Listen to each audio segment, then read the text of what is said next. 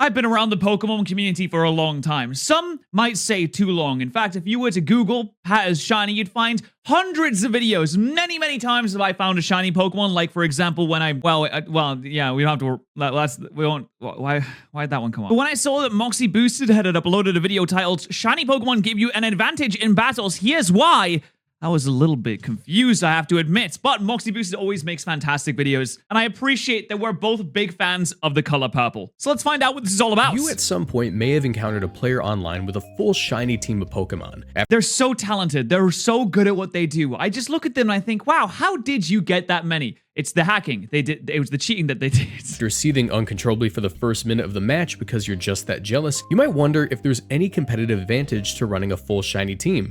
I mean, you could say the sparkle animation that it gives off when it is thrown into a battle that lasts an additional second is very good for people that win by timer stalling. Now, think about it. Think about it. Shiny hunters actually onto something? Are they wasting their time? Who knows? Well, hold on. What's this all about wasting time?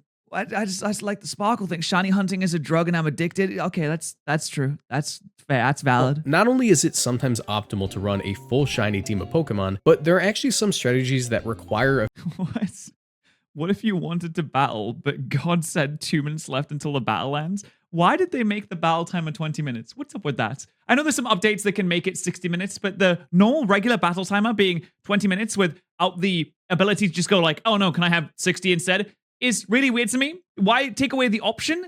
If you don't want the battles to be that long, you can have the default be 20 minutes. You can make the official style of play, VGC, which doesn't last that long ever. It's like 10 minutes per battle. But why not have the option? A full team of shinies to work. Today, let's talk about why shinies are optimal in competitive Pokemon. We'll also cover some examples of times you're at a disadvantage for running a shiny, but if you... I wonder, before we get into this, if I was going to take a guess, I would say that some shiny Pokemon that are distributed by events have different learn sets, they have different moves, but also they can be a detriment because since they are distributed by events, they can have things like locked statistics, and they are very easy to predict. Some Pokemon can only be obtained by events in their shiny form, so if you're obtained in that way, you can kind of tell, or you already know what the stats of those Pokemon are going to be. That's my guess. I don't know if that's right. We'll see. If you enjoyed this video at any point in time, be sure to leave a like and subscribe. As a matter of fact, if you think you're subscribed, do me a favor and double check, because only half of my viewers are. And trust me, you'll want to, because I have a full playlist of videos just like this one for you to check out right after this. Look at those! Let's get into it. So, shiny Pokemon are typically no different from regular Pokemon, other than that they have that cool little animation and a color change. However, Pokemon is a game of information, and hiding that information as much as possible is going to be essential for winning a match. And they've never expect my max HP, max special defense AV Gen pal. Hey, they definitely wouldn't expect it. Whether or not it's actually viable, that's a different story. We could talk about that different time. But they would not see it coming. And that's pretty much going to be the rule of thumb here. If you having a shiny hides information, it's optimal. If your shiny reveals information, you're playing at a disadvantage. Take for example, the Gen 4 legendary beasts. Every single one of these dudes should always be ran as a shiny Pokemon in Gen 4. They also get additional moves. Do they get additional moves if they are ran shiny? I think they do. Here's 2011. Party Rock Anthem just came out, and while Pokemon Black and Damn, isn't it crazy that that band had two big songs? What was it, like Sexy and I Know It and Party Rock is in the house tonight, and then they kind of fell off the face of the earth completely, never to be seen again? White is out in Japan. You don't live there, so it won't release for you until March. Fear not though, despite Gen 5 technically being out already, Gen 4 still has a round of event distributions releasing pretty soon. These are the shiny Suicune with Sheer Cold, Air Slash, and Aqua Ring, shiny Entei with Crush Cough, Flare Blitz, and Howl, and shiny Raikou with Aura Sphere, Zap Cannon, and Weather Ball. Zap Cannon? What were they thinking? Weather Ball? I can't believe I missed that one. That's really funny. Aura Sphere is good, though. Most of these are moves with super limited distribution and high potential for turning around a game. Well, not Crush Claw, that move actually kind of sucks. Luckily, all three of these guys also got access to extreme speed with this, which is amazing, but especially for Entei, what's his base 130 attack or something like that. Like Raikou and Suicune, it's always nice to have priority that out-prioritizes other priority, but Entei, oof, he loves it so much, especially Terra Normal Entei now in this day and age. Oh my goodness. Which is a move that Entei gets to take the most advantage of due to its high attack stat. And Suicune didn't get the short end of the stick either. I mean, Sheer Cold is literally an OHKO move on a Pokemon as fat as that. You can click that move as much as you want. Keep on gambling, everybody. But I mean, hey, there was a legitimate competitive strategy in Scarlet and Violet that was just to click OHKO moves with Wo-Chien, or was it Ting-Lu. I think it was Ting-Lu over and over again until maybe you hit it because you have a 30% chance to kill something. So I like those odds. These three were all massively influential Pokemon in both the VGC and Smogon singles with their new event moves. Suicune gaining access to Sheer Cold actually resulted in winning the 2010 Japan National Championships on Ryota Judy's team. Sheer Cold is a really powerful move on Suicune for the same reasons that Ting-Lu sometimes runs Fissure in modern VGC. There you go, see? Also, imagine being in the World Championships of Pokemon. You're fighting to the very end. You've prepped for years for this. Everything is led up to this. All the work and sweat and blood that you put into this, mostly the blood because you had to fight people with your fists to get there. And you lose to Sheer Cold. I don't think I could live down that ever. Its extremely high bulk combined with its middling offensive stats means that not only can it sit on the field for a very long period of time while supporting the team, but it has a ton of opportunities to just toss out a Sheer Cold and fish for that 30% chance to one-hit KO something. While players outside of Japan received this event Pokemon in 2011, Japanese players actually got it back in 2010, just days before this national championship took place. Oh, so this Pokemon practically came out of nowhere with little time for anyone to adjust to its presence before the tournament. And landed Along Sheer with Cold. Suicune came Entei. Now this is prior to Entei gaining access to Sacred Fire in Generation 6, so it relied on its event moves to be viable. I can't believe it took until Generation 6 to get Sacred Fire. That feels like a move that it should always have. I know it's Ho-Oh's signature move, but it always felt like it fit on Entei so well as well. And Ho-Oh revived it, so it can distribute a little bit of sacred fieriness to it too. Access to extreme speed and Flare Blitz, Entei would be stuck clicking special fire attacks like Flamethrower or a weaker physical move like Fire Fang. It's due to these events that Entei was able to reach a level of viability that even allowed for it to be considered for teams. Mind the fact that it was only UU despite being a fairly strong physical fire type. NUBL. Okay, so if you don't know what the tiers are, essentially these tiers are related to Smogon, which is an unofficial way of playing the game, but it's the most common way to play singles Pokemon battling, because doubles is mostly VGC, which is the official way of playing the game. So the NUBL stands for Never Used Borderline, which means it's in the Never Used tier, which is very low. You start with Overused, and you go to UU, which is UU Underused, and then I think it's NU. So it's pretty low, but the borderline means it's in between of NU and UU. I believe that's correct. With Flare Blitz and Extreme Speed as a priority move. Without these options available, Entei wouldn't see much usage. Unfortunately, due to this Pokemon only becoming available in June 2010 and the World Championships coming very soon after, Entei failed to have a similar impact in VGC as Suicune did. It would eventually have its day in Generations 8 and 9 after gaining access to its hidden ability and Inner Focus. Dude, Entei looks so sick in Scarlet and Violet. It's so... Oh my god. One of the more reliable physical attackers in the game. Finally, also, so yeah, because of Inner Focus, it never gets flinched, which is very, very helpful in VGC. You can avoid fake out. Raikou gained access to Aura Sphere, allowing for it to hit Rock and Steel types for super effective damage reliably. This, combined with the likes of Calm Mind and its Stab Thunderbolt, allowed for it to be a fairly strong electric type. It's currently tiered in UU-BL in Gen 4, just below OU, but still banned from UU. Similar. Okay, so it's in the middle of underused and overused. It's not quite good enough, or it's not quite used enough to be in specifically overused, but it's banned from underused. To Entei, it didn't have quite the time to make any impact on Gen 4 VGC. While you could state that these moves themselves allowed for the Pokemon to be optimal, even if you're not running the moves, you'll still want your legendary beast to be shiny. This is because with closed team sheets back in Generation 4, having a shiny variant of these Pokemon means that the opponent will have to cover for you possibly running the moves. Yeah, if you have your Pokemon shiny, closed team sheets means that you can't see what your opponent is going to be running. I think right now there is open team sheets with Scarlet and Violet, so when you go to battle someone, you see what they're running, you see like what they have and all of that. But back in the day, you didn't know, so you had to just learn things as you go. If you don't run the shinies, the battles, opponent immediately knows that Suicune can't spam Sheer Cold, Entei has no good Fire Stab, and Raikou can't hit Steel types for super effective damage. And at that point, why are you even running these Pokemon to begin with? Speaking of the Johto beasts, the Lake of Rage actually houses our next optimal shiny. Due to an event distribution in 2017, VGC players had to run shiny Gyarados on their teams. Bounce. Normally, Gyarados doesn't have access to any strong physical flying moves or... Which is so weird, right? Why are the... Like, it doesn't get anything? Obviously, it's not going to get Wing Attack, but it could at least have Aerial Ace. Any real physical... Well, I guess it couldn't because it's Aerial. Oh, Aerial Ace means it would, like, fly around. And Ace is based off of the jet fighters in the wars that would take down 5 or more of the enemy planes. So it kind of had to be a flying one. Okay, well, what about, well, how about Well, fly. Yeah. Flying moves at all, meaning it might as well just be a pure water type, at least on the offensive side of things. However, in 2017, there was an event distribution of a shiny Magikarp exclusive to stores in Taiwan, Malaysia, Singapore, and Hong Kong. That is ridiculous. Taiwan, Malaysia, Singapore, and Hong Kong are the only places that got this bounce Gyarados, which is so important for Gyarados. This wouldn't be too big of a deal though, as bounce taking 2 turns to activate means it's easy to play around by just clicking protect on the turn it comes down to attack. This is why fly and dig are also not very commonly seen in VGC. But Gen 7 was the generation that introduced C moves, a mechanic which turned one of your attacks into a super powerful generic version of it based off of the type. One of the most popular sets for Gyarados at the beginning of the format was Flyinium Z with bounce. This move allowed for Gyarados to finally take on the grass types like Tapu Bulu, Lilligant, or Whimsicott,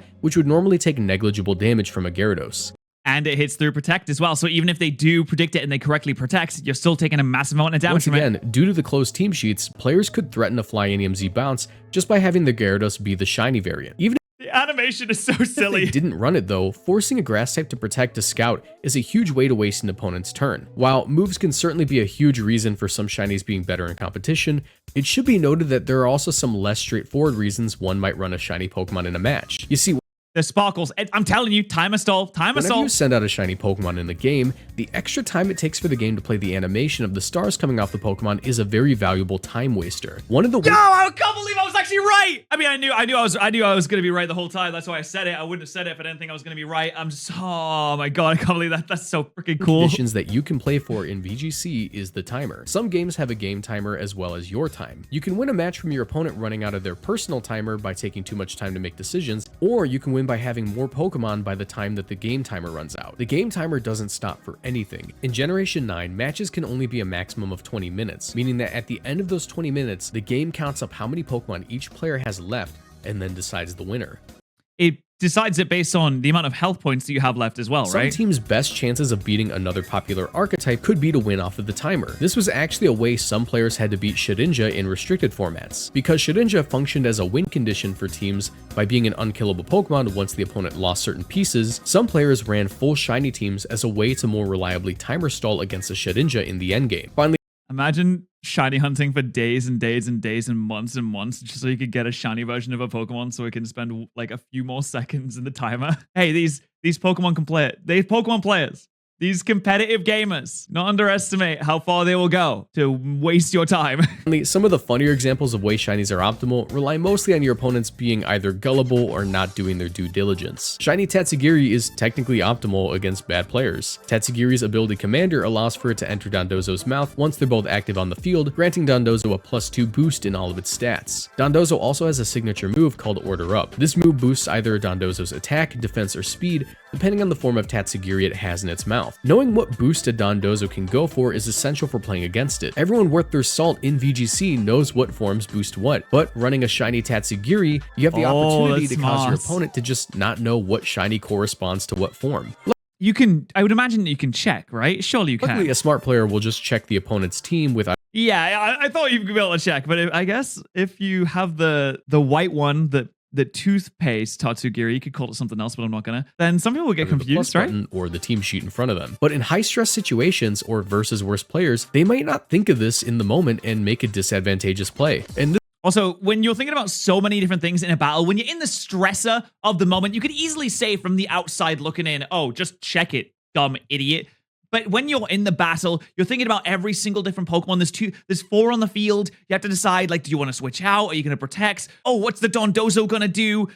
Oh man, I don't know what it's going to boost. It's just going to fly out your mind as easily as it entered, and you're going to forget about it. It's easy to get a little bit flustered in those situations. I would agree. I do terribly under pressure. I am not a diamond. I am a piece of glass under pressure.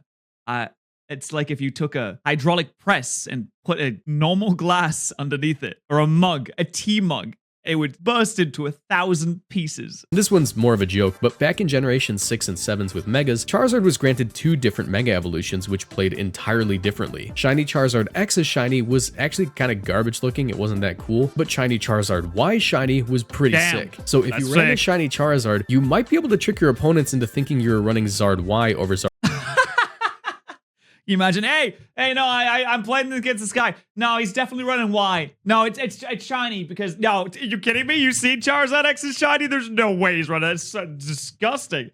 I'd throw up if I looked at it. Oh, it's an X! No! Charizard X, since who would bother going for the shiny Charizard X, am I right? As a side note, someone once ran Charizard Y, but put a Charizard X plushie on the table in front of them. This mind game undoubtedly won them some matches. You might want to immediately jump to run shiny Pokemon on your team because of what you've heard today, but you should be warned. There are some exceptions to this rule. Like I said, you want to make sure that above all else, you're hiding information. For that reason, these Pokemon are much worse as shinies. Shiny Heatran was worse than regular Heatran due to Pokemon Ranger. If you yeah, fuck Pokemon Ranger, am I right, guys? I love those games, I love them. Captured a Heatran from Pokemon Ranger and transferred it to a Generation 4 game, it would always be a quiet nature with the exclusive move of Eruption. Yep, that's it, they get restricted in stats. Was a powerful option as off of Oh wait, that's not the shiny. Okay, Heatran's massive special attack stat, this could reliably pick up KOs if it was at full HP. Since Heatran couldn't be shiny in Pokemon Ranger, a shiny Heatran would indicate to your opponent that you couldn't possibly have access to Eruption. This not also, it doesn't even look that good. I mean, I really like the contrast on the eyes. The purple eyes are absolutely gorgeous. But apart from that, it doesn't really look that good. Eliminated the possibility of the move, but could also be an indicator of item, since Eruption was pretty popular on choice spec sets in OU. While Eruption Heatran was locked to a particular nature, this was a minor disadvantage compared to the benefit of bluffing Eruption. Unlike Tapu Koko, who should never be ran as a shiny in Generation 7. Which is sad because it is such a nice shiny too. Because Tapu Koko was shiny locked outside of its distribution in 2017. However, this event Tapu Koko would always be a timid nature. Tapu Koko could run a variety of natures due to its stats, from timid to modest, to jolly, adamant, or even hasty in some pretty fringe cases. And I remember you could do things like Z Mirror Move in Generation 7 that would boost your attack by 2 stages and then also copy the last move from the opponent. So you just get a massive hit and you get +2 in your special to your attack. Oh, it was wonderful. Due to the shiny immediately revealing the nature, in Generation 7, Tapu Koko should never be ran as that shiny. The funny thing about this is that all of the other Tapus were released as shinies through an event, but they were able to have whatever nature you wanted. So honestly, I think that Tapu Fini is probably the best looking one here. I don't much like the Tapu Bulu shiny. I mean, Tapu Lele is okay, but Tapu Fini looks really nice. So Tapu Koko was the only shiny you'd never see among the quartet in competitive. Another electric type that shouldn't be ran as a shiny is Gen 3 Zapdos. Zapdos in Pokemon XD Gale of Darkness was obtainable as a Shadow Pokemon. Upon purification, it would gain Baton Pass. But since Shadow Pokemon can't be shiny in the game, a shiny Zapdos Wait, they can't be shiny? I thought there was a way to do it. Oh no, you can in Colosseum. The shiny Shadow Pokemon glitch occurs in Pokemon Colosseum was fixed in Pokemon XD Gale of Darkness, which disabled the chance of obtaining a shiny Shadow entirely. Oh man, that's so sad. I mean, you can get it in Colosseum, but since this is XD, yeah, no, that's really unfortunate. Zapdos immediately removes this possibility of having Baton Pass on your set. Now that I think about it, most of the suboptimal shinies are actually electric types for some reason. In fact, back in Generation 6, there was an all-electric type tournament where the Pokemon Company offered a special prize if Pikachu reached a certain level of usage among players, with the highest usage goal getting players access to an event Pikachu with an exclusive move. This ended up being the move Endeavor, a move which allowed Pikachu— Endeavor? There's no way. Is Moxie about to say this is good? I mean, I know nothing about competitive. Moxie's way more educated on competitive than I am. Actually plays competitive a lot and is very good at it. I don't know anything. Is this? No, it's not Pikachu good. To immediately cut the target's HP to be equal to itself. By evolving this event Pikachu into a Raichu and combining it with a Focus Sash or just a set built to barely tank a hit, Oh, so you get reduced to 1 health point, you use Endeavor, and then you use the high speed that you have to finish it off, maybe? Raichu could seriously chunk some teams. This specific Raichu even won the 2016 World Championships on Wolf Glick's team. It was— All right, I'm an idiot. Never mind. I said there's no way this is going to be good, right? Yeah, it was in the 2016 World Championships in which Mr. Wolfie Glick won the championship. Of course, yeah, of course. It was an Assault Vest set built to tank a hit from the likes of Kyogre, then have a partner like Rayquaza pick it off after the Endeavor. Finally, the last of the suboptimal shinies that we'll cover today is Greninja, possibly the most well-known one, as when I reached out to get info about this topic, 99% of the replies were this specific example. I get— Yeah, really? Because, I mean, it looks sick, though. It can't be shiny and optimal, okay? I get it. Look at all these comments. I got— Wait, really? It's non-shiny was optimal, so your opponent could... Oh, the ability. Oh, of course, that makes sense. So many replies. It was insane. Greninja in Gen 7 had access to the ability Battle Bond. Upon scoring a KO, this ability would transform it into Ash Greninja, getting a massive boost in stats and a passive increase on the power of Water Shuriken. While not legal in VGC... Wait, it gets an increase in the power of Water Shuriken? I genuinely did not know that. Is that part of the Battle Bond ability? However, it was insanely powerful in Gen 7OU as a choice spec sweeper. Unfortunately, as this was a gift for playing the Pokemon Sun and Moon demo, it was never available as a shiny. So by running Shiny Greninja, you were basically screaming, I'm not Battle Bond, I'm not Battle Bond. But those are the reasons that shinies are still optimal good, in though. competitive play, as well as the few examples of shiny Pokemon that you really shouldn't run. But what do you think? Are you gonna start running an all shiny team to run up? No, because Shiny Incineroar looks absolutely awful. Shiny Fluttermane does not look good. In fact, none of these shinies look good apart from Glamora. Glamora's the only one here that looks good. The clock?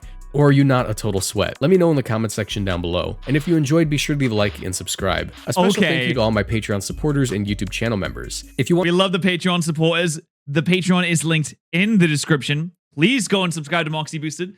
This video is absolutely fantastic. Thank you so much for watching. If you want to see more of my dumb face, you can always subscribe here as well.